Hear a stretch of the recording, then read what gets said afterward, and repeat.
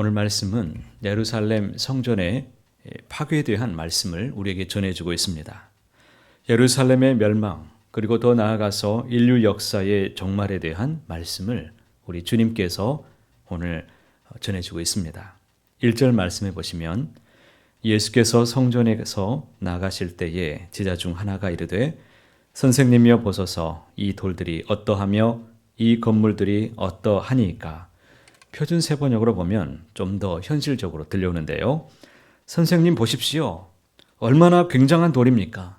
얼마나 굉장한 건물들입니까? 이렇게 묻지요.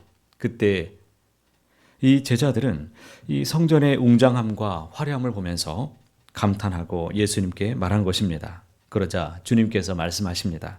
2절에 보시면 예수께서 이르시되 내가 이 큰 건물들을 보느냐? 돌 하나도 돌 위에 남지 않고 다 무너뜨려지리라 하시니라. 제자들이 감탄을 자아냈던 그 성전들이 다 무너지게 될 것이다. 철저하게 파괴될 것이다. 라고 말씀하신 것입니다. 예수님 당시에 지어졌던 이 예루살렘 성전은 영하 살해범이었던 헤롯 대왕이 유대인들의 환심을 사기 위해서 지은 건물이지요. 매우 웅장하고 아름답고 화려하게 지어진 예루살렘 성전입니다. 제가 그 성전을 또 이번에 성지순례를 통해서 함께 또 보고 왔는데 그 성전은 지금 현재는 남아있지 않죠. 다 허물어지고 통곡의 벽 하나만 남아있는데 유대인들은 이 통곡의 벽이라고 하는 말을 아주 싫어합니다. 마치 독도를 다케시마라고 부르는 것과 똑같기 때문에 그렇게 부르지 말아달라고 말합니다. 유대인들은 웨스턴 월, 서쪽 벽이라고 불러달라고 간청합니다. 그 배경에는 그들의 슬픈 역사가 있기 때문입니다. 최후의 항전으로 유명한 마사다라는 지역이 있는데 마사다라는 곳을 가보니까 아주 고지대입니다. 천의 요새의 마지막으로 60년대 후반경에 로마 군병들과 최후까지 항전했던 유대인들이 있었습니다. 그 사람들은 일반 시민들입니다. 이 사람들이 유일신앙을 지키기 위해서 끝까지 항전하는데 960명이 그 중에는 남자도 있었고 여자도 있었고 자녀들 그리고 부모들도 함께 다 올라가서 마지막까지 가족들이 싸운 것입니다. 2년간을 버텼습니다. 대단하지 않습니까? 2년간 960명이 수만 명의 로마 군대를 맞서서 항전할 수 있었던 그냥 올라가서 버티기만 하면 곳이 마사다예요. 꼭 한번 가볼 이유가 있겠죠? 거기에서 2년간을 버텼지만 로마 황제가 얼마나 화가 나는지 이 로마 최악명 높은 제10군단을 보냅니다. 이 가이사르의 군대예요. 가이사르는 없지만 그 군대는 여전히 남아 있었습니다. 로마 제10군단을 보낸 거예요. 지형을 티투스가 연구합니다. 그리고 연구하면서 그냥 토성을 쌓아버립니다. 그리고 다리를 놓아서 건너가서 보니 이들이 끝까지 신앙을 지키기 위해서 다 죽어 있었습니다. 다 잠들어 있었던 거죠. 자결했습니다. 신앙의 자유를 위해서 끝까지 싸웠습니다. 예루살렘 성전은 그 이후로 더 초토화되었죠. 성전터에는 제우스 신전을 세워버렸습니다. 이에 또 화가 난 이 유대인들이 다시 폭동이 일어납니다. 이번에는 유대인들을 예루살렘에서 완전히 다 내쫓아 버립니다. 그리고 나서 1년에 딱 한 번만, 하루만 예루살렘이 함락된 날에만 출입을 허락하게 되었습니다. 다 허물어지고 이 성전 서쪽 벽만 유일하게 남아있는데 그곳에서 얼마나 유대인들이 마음이 아팠겠습니까?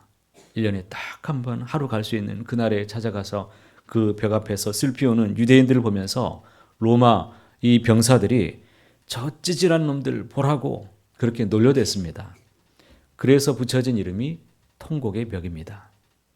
그러니 유대인들은 얼마나 수치스러운 역사로 지금도 기억되고 있겠습니까? 그 화려했던 위엄을 자랑한 하나님을 예배했고 경배했던 하나님이 영원히 지켜줄 줄 알았던 예루살렘, 그리고 예루살렘 성전, 그 돌 하나도 남아있지 않은 곳, 그 땅이 바로 예루살렘 성전입니다. 요한복음 2장에 보면 오늘 본문의 성전이 46년 동안 지어진 것을 볼 때 헤롯 대왕이 얼마나 많은 돈과 인력을 동원해서 화려하게 그 성전을 지었는지를 우리는 잘 알 수 있습니다. 오늘날 우리가 살고 있는 이 시대는 화려하고 멋지고 웅장한 예배당들이 참 많이 있습니다. 수십억, 수백억, 심지어 수천억 원을 들여서 지어진 아름다운 예배당들이 참 많이 있습니다. 그리고 그곳에서는 많은 사람들이 보다 나은 환경과 그 분위기 속에서 예배를 드리고 있습니다. 물론 많은 사람들을 수용하고 더 부흥하고 발전하기 위해서 성도들에게 예배당은 반드시 필요하고 유용한 것임에는 분명합니다. 그러나 그렇다고 해서 수십억, 수백억, 수천억을 들여서 그 예술미를, 편리함을, 최첨단의 장비를 다 갖추어서 예배당을 짓는 것이 과연 주님의 뜻일까? 그런 생각을 해보게 됩니다. 그것도 엄청난 은행빛을 지어서 또 주님의 이름으로 멋지고 화려하고 거대한 예배당을 짓고 자기 왕국을 건설하고 당신들의 천국을 건설하는 것이 과연 이것이 주님의 뜻인가요? 진실로 참된 그리스도인이라면 두려운 마음으로 오늘 본문 2절에서 그 대답을 찾아야 될 것입니다.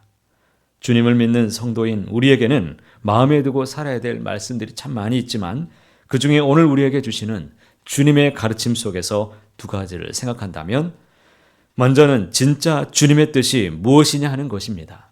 그리고 다른 하나는 우리 자신에 대한 종말이 있다는 것을 오늘 우리 말씀 속에서 묵상해야 될 것입니다. 곧 우리는 반드시 하나님의 심판대 앞에 서게 된다는 사실입니다. 하나님의 심판대 앞에서 우리가 행하고 살아온 일들에 대해서 우리는 철저하게 하나님께 평가받는 날이 오게 될 것입니다. 4절 말씀 함께 읽어보실까요? 우리에게 이르소서 어느 때에 이런 일이 있겠사오며 이 모든 일이 이루어지려 할 때에 무슨 징조가 있사오리까? 성전 파괴에 대해서 말씀을 들은 제자들 중에 몇이 너무나 두려웠고 그리고 그 일이 궁금했습니다. 그래서 주님께 물었죠. 그리고 당시의 때와 징조에 관한 것이 유대인들의 일반적인 관심사였기 때문에 그와 같이 제자들은 종말에 나타날 징조에 대해서 주님께 똑같이 묻고 있습니다. 인류 역사는 반드시 그 마지막이 있습니다. 이 세상이 영원히 지속되는 것이 아닙니다. 시간 속에 세상은 끝도 없이 발전을 거듭하면서 초과학적인 세계로 나아가는 것이 아닙니다. 인류 역사의 끝이 반드시 있다. 이것이 바로 성경에서, 아니 주님께서 우리에게 가르쳐 주시는 진리입니다. 저는 AI를 비롯해서 4차 산업혁명을 지금 바라보는 이 시대를 지금 지켜보면서 마지막이 정말 더 다가왔다는 것을 지금 느껴지게 됩니다. 인류가 신바벨탑을 마치 쌓고 있는 것처럼 느껴집니다.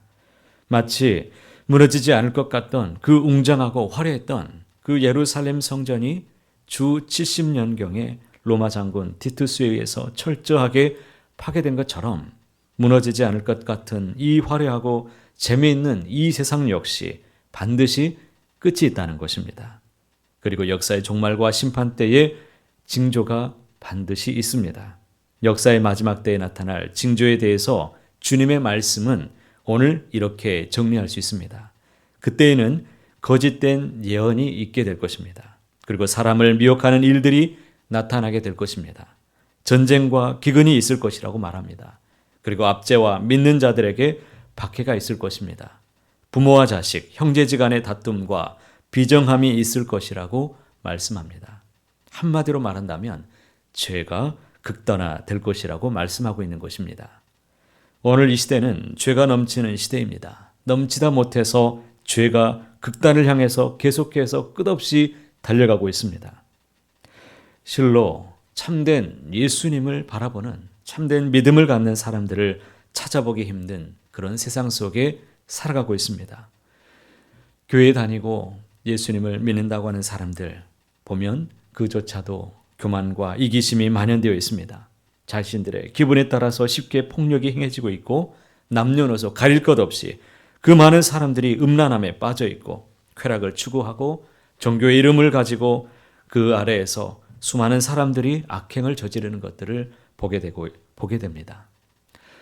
심지어 교회 안에서조차 주님의 이름으로 소망이 없는 왜곡된 가르침들이 영혼을 그릇된 길로 인도하는 일들조차 지금 많이 보게 됩니다.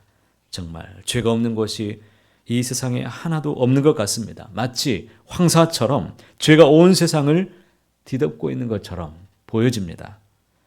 마지막 날에 성도는 그렇다면 어떻게 살아가야 되는 것일까요? 33절 말씀도 함께 읽어보실까요? 주의하라, 깨어있으라, 그때가 언제인지 알지 못함이라. 37절 마지막 말씀도 함께 읽어봅니다. 깨어있으라, 내가 너희에게 하는 이 말은 모든 사람에게 하는 말이니라. 그렇기 때문에 주님은 우리에게 말씀하십니다. 주의하라, 깨어있으라. 지금은 주님의 말씀처럼 성도들 스스로 더더욱 주의 말씀 앞에 조심하고 깨어있어야 될 때입니다. 철저하게 주님을 의지하시고 변함없는 우리 성령 하나님을 구하시기 바랍니다. 하나님의 뜻이 어디에 있는지 우리의 가정을 살펴보고 우리 교회와 우리의 공동체, 우리 모임 가운데 하나님의 뜻을 받들어서 우리가 온전하게 살아가고 있는지를 늘 깨어서 하나님의 뜻을 물으시기 바랍니다.